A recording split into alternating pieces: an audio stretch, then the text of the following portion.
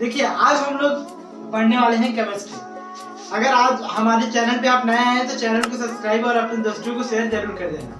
देखो कल मैंने बताया था कि हम केवल फिजिक्स, केमिस्ट्री, बायोलॉजी और पॉलिटी पढ़ाएंगे और सारे सब्जेक्ट्स हम नहीं पढ़ाएंगे। क्लासेस में ही बताया था कि केमिस्ट्री एक ब्रांच होता है साइंस का, जहां पे हम लोग सब्सटेंस के बारे में स्टडी करते हैं। इसके बाद वी नो दैट कि केमिस्ट्री के अंदर भी 2-3 ब्रांचेस होते हैं। पहले होते हैं ऑर्गेनिक केमिस्ट्री, उसके बाद होते हैं इनऑर्गेनिक केमिस्ट्री और एक होता है हमारा फिजिकल केमिस्ट्री। तो ऑर्गेनिक केमिस्ट्री में हम लोग कार्बन कंपाउंड के बारे में पढ़ते हैं। कार्बन कंपाउंड में हम 3 लेक्चर में भी हम एक्सप्लेन करती हैं, उसको हम कल पढ़ा देंगे। आज हम लोग बातें करेंगे कुछ बेसिक सी चीजों को बात करने जा रहे हैं, एकदम प्री बेसिक केमिस्ट्री।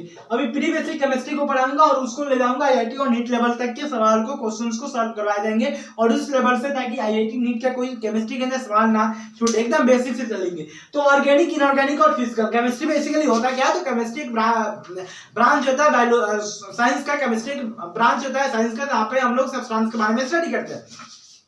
इसके अंदर ऑर्गेनिक की बात होती है, इनऑर्गेनिक, फिजिकल की बात होता है। ऑर्गेनिक में कार्बन कंपाउंड के बारे में पढ़ते हैं। इनऑर्गेनिक के अंदर हम लोग क्या पढ़ते हैं? हम लोग पीरियोडिक टेबल के बारे में। पीरियोडिक टेबल में है ना कि जो S block element, B block element, D block element, F block element, वो सारी चीज के बारे में। फिजिकल केमिस्ट्री के अंदर जो उनकी फिजिकल प्रॉपर्टीज होते हैं उसके बारे में पढ़ते हैं। और इसमें सबसे ज्यादा न्यूमेरिकल वाला जो सेक्शन होते हैं, जैसे redox section, equilibrium, solid state, ये सारे जो हमारे आते हैं, बीसीसी, एफसीसी, जो सॉलिड स्टेट पढ़िएगा, इक्विलिब्रियम पढ़िएगा, तो ये सारे 12th के अंदर, ये सारे हमारे फिजिकल केमिस्ट्री के अंदर आते हैं। और बेसिकली इनऑर्गेनिक में हम लोग फिजिकल पीरियोडिक जो हम लोग पीरियोडिक टेबल के बारे में पढ़ते हैं इनऑर्गेनिक के अंदर। सो पीरियोडिक टेबल है ना, S block element, P block element, D block element, F block element, group number 1 और 2 को एस ब्लॉक एलिमेंट कहते हैं, ग्रुप नंबर 13 से लेकर 18 तक P block element, group number 3 से लेकर 12 तक डी ब्लॉक एलिमेंट, नीचे का 2 ग्रुप जिसको 14 एलिमेंट, जिसको हम लोग एफ ब्लॉक एलिमेंट कहते हैं। मेरा एक ही उद्देश्य है कि चीजों को इतने सरल भाषा में समझाना ताकि बहुत से विद्यार्थी भी समझ पाए। तो बहुत सारे हमारे क्या होते हैं? एस ब्लॉक एलिमेंट होते हैं, P block element, D block element, F block element. हम आज स्टार्ट करेंगे एकदम बेसिक से चीजों से, और एकदम बेसिक से हम लोग आगे की ओर अपनी क्लास को स्टार्ट करते हैं। सबसे पहले तो आपको ये चीज जाननी चाहिए, कुछ अगर आपको कुछ भी पता नहीं है केमिस्ट्री के अंदर, तो सबसे पहले एटम्स के बारे में आपको, एटम से पहले भी आपको जाननी चाहिए मेटल्स, ठीक है? तो मेटल क्या होता है कि anything that occupies in our surrounding that have mass and occupies space, उसी चीज को हम मेटल बोलते हैं। इसके बाद पार्टिकल्स क्या होते हैं? जो छोटे छोटे जो कण होते हैं, ये कण। महर्षि ऋषि कर्ण ने पार्टिकल्स का डिस्कवरी किया था। और इसके बाद जो एटम का डिस्कवरी जॉन डाल्टन ने किया था 1808 में, जब वो ब्रिटिश स्कूल में एक प्रोफेसर थे, तो उन्होंने एटम का डिस्कवरी किया था। और एटम एक इंडिविजुअल परमाणु व छोटा से अविभाजित कण है, जिसको हम उसके बाद विभाजित नहीं कर सकते हैं। सबसे पहले ये बताया गया कि एक एटम एक इंडिविजुअल होता है जिसको उसके बाद हम विभाजित नहीं कर सकते। फिर जॉन डाल्टन ने एटॉमिक थ्योरी आया 1808 के अंदर, उन्होंने ये चीज को बताया कि एटम एक इंडिविजुअल होता है। एटम जो होते हैं बेसिकली क्या होते हैं? एटम को हम लोग डिवाइड नहीं कर सकते हैं, यानी कि एटम से, यानी सेम टाइप ऑफ एटम को मिलाने से एलिमेंट बनते हैं। किसी भी दो या दो से अधिक एलिमेंट को मिलाकर एक फिक्स प्रोपोर्शन में जो सब्सटेंस फॉर्म होता है उसी को हम लोग कंपाउंड बोलते हैं। तो किसी भी 2 या 2 से अधिक एलिमेंट को मिलाकर एक फिक्स प्रोपोर्शन में जो सब्सटेंस फॉर्म होता है उसी चीज को कंपाउंड बोलते हैं। इसके बाद ये चीज भी बताएंगे कि जो एटम्स जो होते हैं वो एटम्स हमारे इंडिविजुअल होते हैं। Atoms can neither be create, can not be destroyed. Atom को नहीं हम क्रिएट कर सकते, नहीं उसको हम लोग डिस्ट्रॉय कर सकते हैं। तो ये सारी चीज एटम के regarding John Dalton atomic theory बताई गई। इसके बाद ये बताया गया कि जो एटम का जो साइज होता है वो 1 nanometre is equal to 10 to the power -9 metre. उसके बाद में जाकर ये पहले तो ये हमें पता था कि परमाणु सबसे छोटी कण है, लेकिन बाद में जाकर एटम से एलिमेंट बनते हैं, सेम टाइप ऑफ एटम से हमारे एलिमेंट बनते हैं। इसके बाद और हमारे क्या बताए गए कि किसी भी 2 या 2 से अधिक एलिमेंट को मिलाकर एक फिक्स प्रोपोर्शन में जो सब्सटेंस फॉर्म होगा उसी कंपाउंड कहते हैं। जैसे H2 और प्लस O2 को मिलाइएगा तो ये हमारा H2 बनता है, ये कंपाउंड होता है। एलिमेंट क्या होता है? An element is substance made up of some type of atom.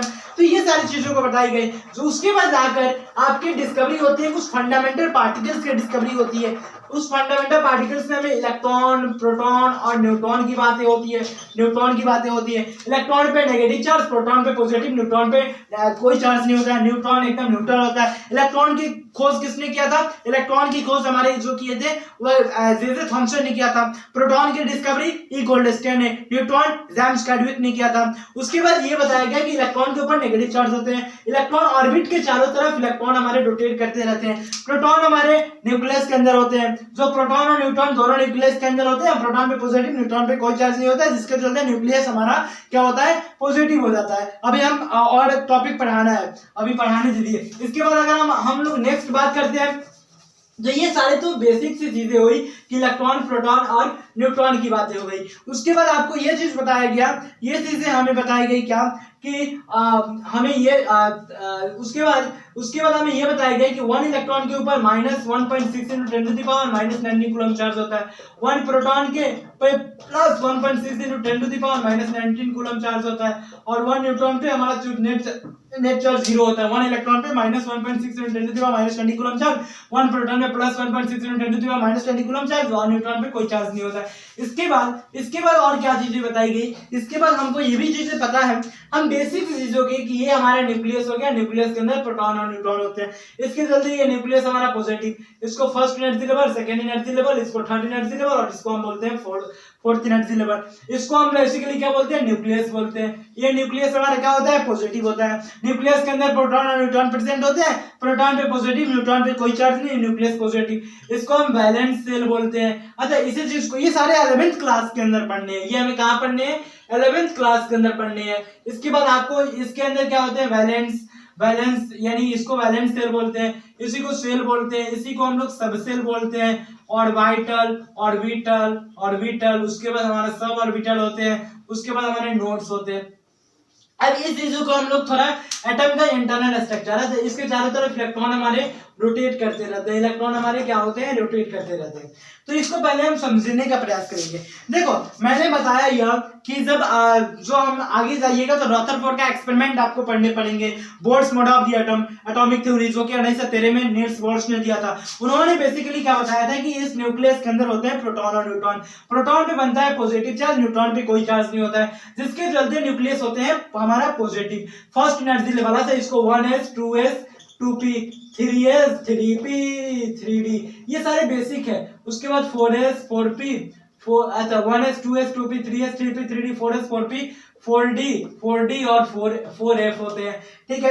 अच्छा, इसके बाद ये भी आपको बताया गया कि ये सबसे एसपीडीएफ होता है, एसपीडीएफ, एस पर 2 इलेक्ट्रॉन, पी पर 6, डी पर 10, एफ पर 14 इलेक्ट्रॉन। पहले हम समझ लेते हैं, 1 के 5 मिनट ये टॉपिक हम कंप्लीट कर लेते हैं। तो देखो, बताया यह क्या कि न्यूक्लियस हमारे होते हैं पॉजिटिव, लेकिन उसके बाद first energy level, second energy level, third energy level, fourth energy level. अरे इसको हम के एल एम एन भी बोला जाता है, ठीक है। ये एक और मान लो, ये एक और ऑर्बिटल होता है के एलिमेंट। ये हमारे सारे क्या हो जाएंगे, K element, K L M N. 1 shell is equal to होता है कंसेप्ट, देखो 2n²। तो ये के में 2 ऑर्बिटल, एल में हमारा 8 और हमारा एम में हो जाएगा 18 और एन में हो जाएगा 32, यानी 2 8 18 32। तो ये बेसिकली तो 2 8 18 32 हमारे के एलिमेंट ये सेल हो जाएंगे। अब देखो यहाँ पे हम समझाते हैं, तो वैलेंस सेल और valence electron, outermost shell को हम ये वैलेंस सेल हो जाएगा, और वैलेंस इलेक्ट्रॉन किसी भी एटम के अंदर, किसी भी एटम के लास्ट वैलेंस सेल में जितने इलेक्ट्रॉन होते हैं उसी चीज को हम क्या बोलते हैं, वैलेंस इलेक्ट्रॉन। जैसे 8 6, इसका इलेक्ट्रॉनिक विन्यास 2 और 6, इसके लास्ट वैलेंस 6 इलेक्ट्रॉन, तो इसका वैलेंस इलेक्ट्रॉन हमारा जो हो जाएगा वह 6 होता है, ठीक है। और वैलेंसी क्या होता है, तो combining capacity of the atom, it is called valency. Bond बनाने की कैपेसिटी को ही वैलेंसी बोलते हैं। वैलेंसी हमेशा जो होता है पॉजिटिव होता है। तो बस सारे टॉपिक वाइज हम वीडियो को बेसिक कंसेप्ट बता रहे हैं ना। तो देखो, ये हमारा सेल क्या होता है, तो अब 1 मिनट, अब 2 मिनट में हम कंप्लीट कर देंगे। सब सेल को एल से रिप्रेजेंट किया जाता है। सेल कई सारे भाग होते हैं, ये हमारा सेल हो गया, क्या एलिमेंट सेल हो गया। सब सेल को एल से रिप्रेजेंट किया जाता है। सेल कई सारे भागों से मिलकर बने हुए रहते हैं, उसी को सबसेल बोलते हैं। एसपीडीएफ, एस पर 2 इलेक्ट्रॉन, पी पर 6, डी पर 10, एफ पर 14 इलेक्ट्रॉन बढ़ते हैं। अब इस पर ग्राफ की इस पर जब आप नीट में जब जाइएगा, नीट आईआईटी लेवल के एक सवाल को जब आप कीजिएगा, उस कंसेप्ट में जाइएगा 11th 12th के अंदर, उसके अंदर भी S orbital, P orbital, D orbital, F orbital, S पर 1 ऑर्बिटल, पी पर 3, डी पर 5, एफ पर 7 ऑर्बिटल होते हैं। इसके बाद भी आप जाइएगा तो आपको पढ़ने पड़ते हैं boards model of the atomic theories. उसके बाद इसके डेप्थ में भी तो ये सबसेल हो जाएगा। ऑर्बिटल जहां पे इलेक्ट्रॉन पाने की पॉसिबिलिटी ज्यादा है उसी को ऑर्बिटल बोलते हैं। ऑर्बिटल को एंड से S orbital, P orbital, D orbital, F orbital होते हैं। बेसिकली हमारे जो इसके बीच क्या होते हैं, जो एसपीडीएफ के अंदर भी जाइएगा तो इसके अंदर भी SS overlapping, SP overlapping, PP overlapping, जो केमिकल बॉन्डिंग और मॉलिक्यूलर स्ट्रक्चर 11th में पढ़ने हैं। इसके बाद सब ऑर्बिटल, तो ये नोड्स क्या होता है, जहाँ पे इलेक्ट्रॉन पाने की पॉसिबिलिटी ना हो उसी को नोड्स, एक एंगुलर नोड्स होता है, एक रेडिकल नोड्स होते हैं, ठीक है। तो ये कंसेप्ट हुए। उसके बाद 1 shell is equal to 2n² k element, k पे 2, l में 8, n में 18, n में हमारे क्या हो जाएंगे, m में 18, n में 32 हो जाएंगे। वैलेंस इलेक्ट्रॉन, जहाँ पे इलेक्ट्रॉन पाने की पॉसिबिलिटी, मतलब कि किसी भी एटम के लास्ट वैलेंस शेल में जितने इलेक्ट्रॉन होते हैं उसी को वैलेंस इलेक्ट्रॉन। ऑक्सीजन 8 16, ऑक्सीजन का इलेक्ट्रॉनिक विन्यास 2 और 6, इसके लास्ट में 6 इलेक्ट्रॉन, तो इसका 6 हो जाएगा। इसके बाद क्या होता है, वैलेंसी बॉन्ड बनाने की कैपेसिटी को वैलेंसी बॉन्ड बनाने की कैपेसिटी को वैलेंसी बोलते हैं। वैलेंस शेल क्या होता है, आउटरमोस्ट शेल को हम लोग वैलेंस शेल बोलते हैं, ठीक है। तो आज का वीडियो हम लोग यहीं पे कंप्लीट करते हैं। कल हम लोग एक एक टॉपिक वाइज बेसिक केमिस्ट्री को हम क्लियर करेंगे, और केमिस्ट्री को मैं बताया, आपसे विश्वास दिलाता हूं कि केमिस्ट्री को मैं IIT नीट लेवल तक की चीजों को, कंसेप्ट को लेके जाऊंगा और सवाल को कराऊंगा। कृपया आप हमारे चैनल पर नए हैं तो चैनल को सब्सक्राइब और लाइक जरूर कर देना अगर हमारी वीडियो पसंद आए तो। इसी के साथ thank you, have a nice day.